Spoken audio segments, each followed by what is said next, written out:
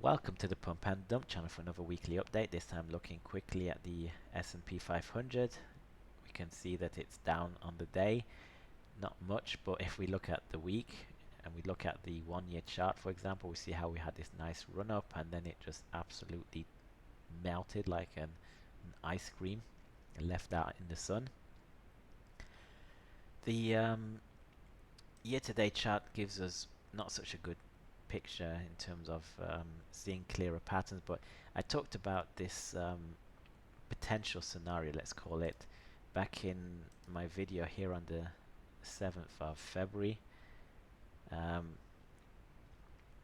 talked about how we were forming this wedge here after we formed it, not how we were formed, but after we formed it, and we had this rally, and I saw it clear as day in the chart. The chart was very similar to WTI, and therefore the resulting outcome of the charts being very similar is beyond a coincidence. I mean, we can see here this point here is this wedge, and we kind of went down to the into the 31st of January, and we rallied from there, just like you can see here. We rallied until Thursday the 19th, and then Monday we gapped down, ended at the same level as the 31st of January, and then we just kept going down really badly.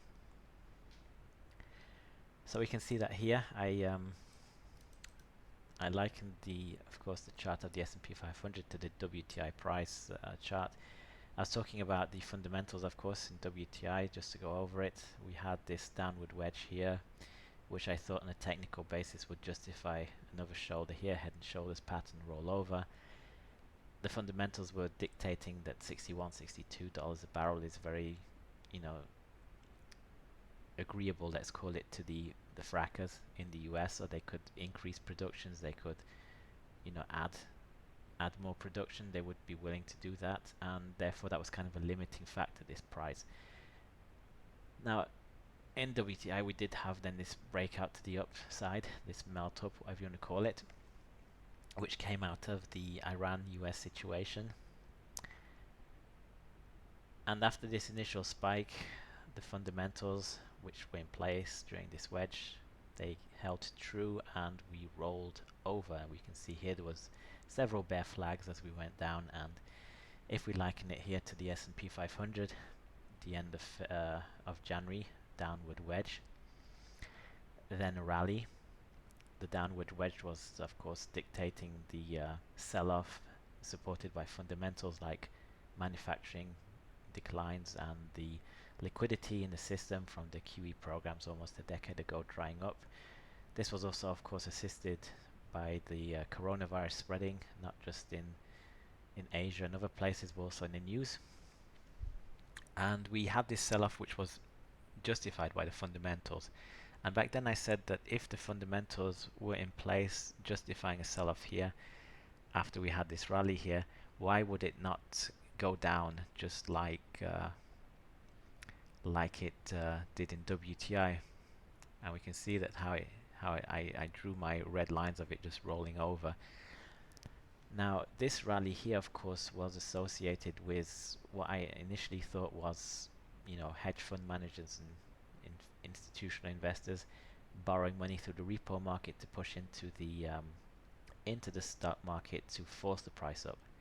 But in retrospect, I think that maybe the investors were looking at the repo market and thinking that money was going to come in, so probably they were like more reluctant to sell, and they thought it was going to be inflationary and it would eventually lead to higher prices. So they probably thought that, hey, we should actually ask a premium, we should raise our prices rather than lower them and sell them, sell our stocks at those prices there. Now this week of course was associated with some positive news. We had Trump being acquitted from the impeachment trial. We also had Trump do the State of the Union speech, which was a positive event. And we also had reports of a cure for the coronavirus, which turned out to be fake news. And therefore the fundamentals that were in place during this sell-off here remained in place, and we rolled over. Now if we liken this to the WTI price chart, we can see here around this initial support here, I would say maybe this could be deemed a support. This is about the 2800 level. If you want to see on the chart, you can see here um, this space here is the downward wedge, then the rally up, then the meltdown. And in terms of what the WTI price chart suggests, I think it could be possible that we keep going lower before finding support and rallying, or we could start rallying next week, because it's really difficult to gauge what people think at this point in time. Some people think the stocks are already down so much, so they'll probably be hesitant to sell right now, and some other people start seeing some bargains and start buying them. Other people will just see it as an opportunity to average down into the names that they own. So overall, there are some matrices that we could define as supportive of a rally to form a bear flag, let's say, going sometimes in next week. That's a possibility, but if you compare the two charts, you can see that this area here is about half the length of this area here during these two wedges, and also the rally is probably similarly long. It's a bit longer in the S&P 500 because it had a couple of weeks, I think, of a rally from the 31st to the 19th. That's about 2.5 weeks, let's say. And in WTI here we only had 2 days, 3 days, 4 days maybe. So we could extend this sell-off starting at this point here, which went down to kind of where we started, which would be over here. That would be the first sell-off, and then we continued going lower, which would be then down in this area where I put this X. So I think we are at the support area in terms of the chart. Of course, this is it's not pseudoscience, it's just a personal judgment, let's say, of what is possible at this point in time. So we could have a bear flag here that makes people feel relieved that it's going up again and get them to calm down, and then if it goes down from there again, people will, I don't know how to say this, but they will feel less painful than if it just continues going straight down. So I think the most rational thing to happen for social cohesion, let's call it, is that we have a rally next week, and that people get a chance to get a breather and feel like the losses are not as bad as they initially thought before they actually go lower. We also have the Fed doing their announcement of what they're going to do in mid-March, I think. You can see that on this news here. You can see that it says Corona-driven sell-off puts Fed speak in focus. So what will they do? I mean, I don't know. I think they really do have to do some form of QE. I said that, I think, when I was talking about the wedge here. What's more likely they're going to do is just a rate cut or something like that, and rate cut is just not going to help. The reason why they will do a rate cut, in my opinion, however, is the if we look at the 10-year yield. Of course, today it just absolutely went down. We had, going into August last year, I made a video at some point, I can't remember where, but I talked about how traders and investors and hedge fund managers, they started getting the allure of these low interest rates and buying bonds and driving the interest rates lower and getting capital gains on bonds, being the greatest thing since sliced bread.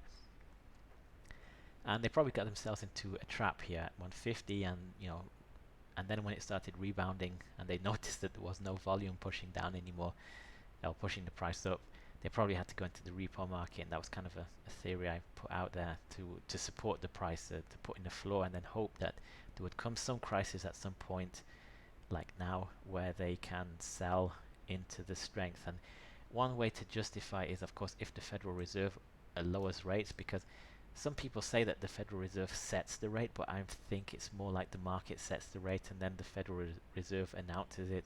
The market is not people like you and me. It's JP Morgan, Goldman Sachs, and all these big banks who are very active in the markets. And if they want, if they have a big position in bonds and they need to have some capital gains to book for their earnings in their quarterly earnings report, then my theory is that they'll just push the yields down and then get the Federal Reserve to announce a rate cut, and then people start believing that these interest rates are justified.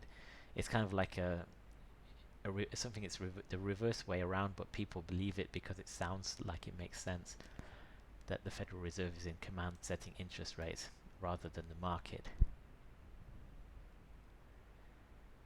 Now there was something else I was going to talk about. Oh yes, so there was last year, towards the end of the year, there was news about Ray Dalio, who was well, it wasn't maybe him, it was his hedge fund, or the hedge fund he used to lead.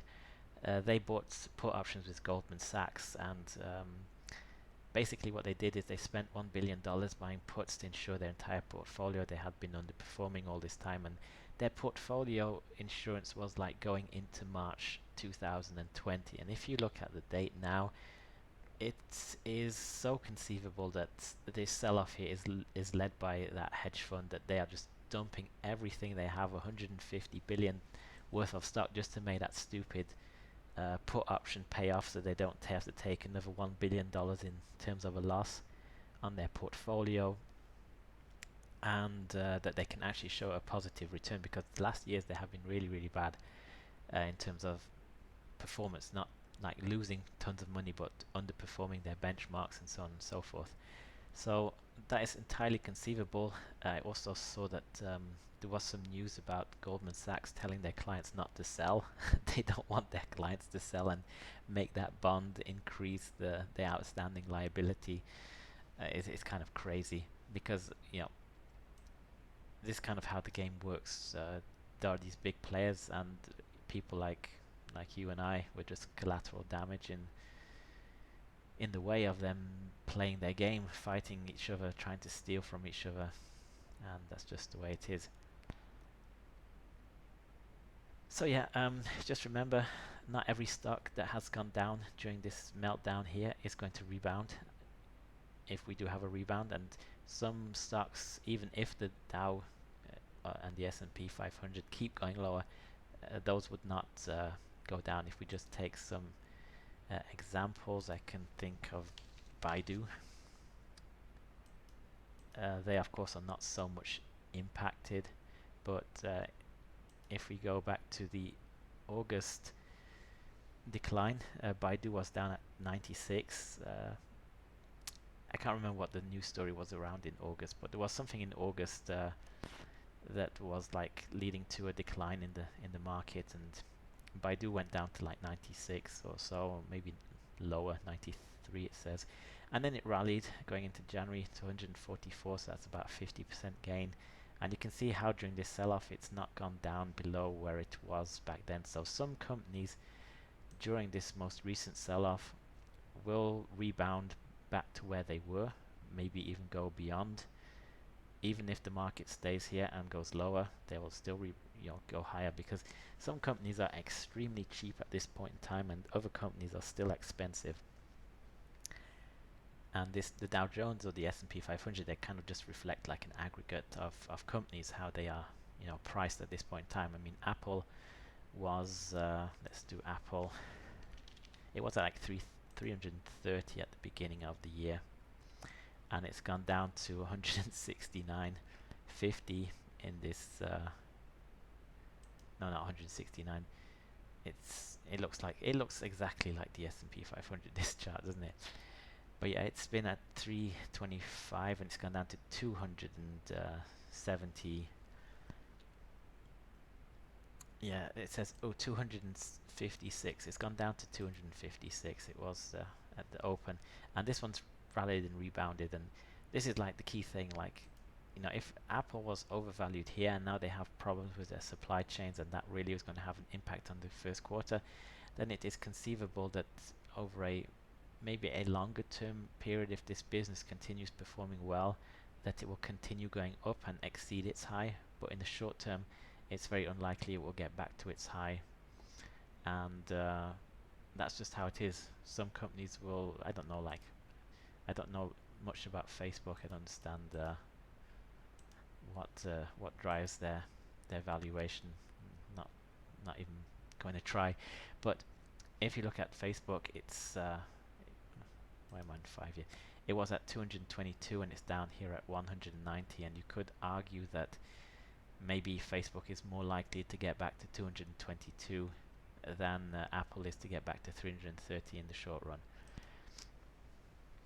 And those stocks, those big stocks like Apple and Microsoft, they really do determine what the S&P 500 does, because and the Dow Jones, all these indices are really driven by the biggest companies in them, and therefore what they do is kind of what often is reflected in the market as a whole. So that's kind of where it's at for this video. It's probably a long video, but I think I did a good job explaining.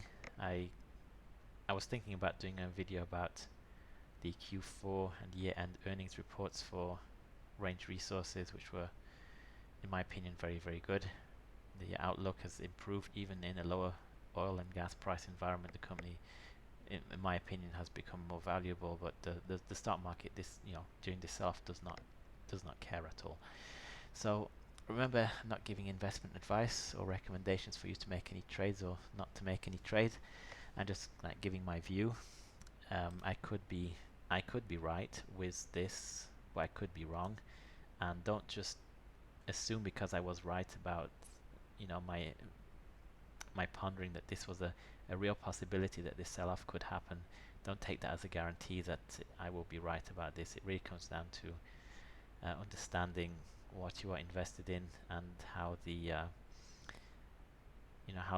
valuation is affected by what is happening in the market at this point in time. So with that said, leave your questions, comments and opinions in the comments section, and if you like this kind of videos, don't forget to subscribe, and have a good day.